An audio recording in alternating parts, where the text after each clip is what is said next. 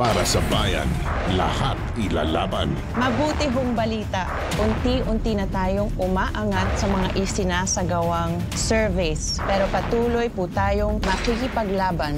Gobyerno! Gobyerno! Gobyerno! Nandito sa Rosario si Miguel. Nakita ni Mercy sa isang rally. Ano?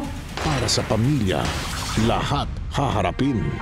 Drop out from the race and come back home. Hindi kayo gagambalain ni Miguel doon. Hindi kami babalik sa poder mo from scum like you.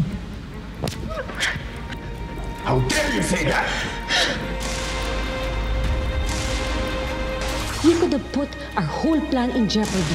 What do you expect me to do, though? Are you really blaming me for wanting to avenge the death of my father? Do it intelligently. Naniniwala pa rin ako na meron talagang financier yan si Mercy. Hindi ko lang talaga matumbok kung sino.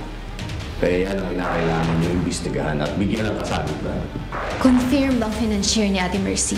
Alam niyo na kung ang gagawin. Mukhang may problema tayo. Someone is watching me. At para sa kaligtasan, lahat paparaanan. Huwag mo kayong mag-alala.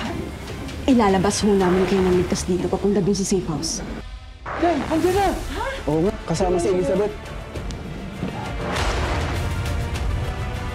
Elizabeth?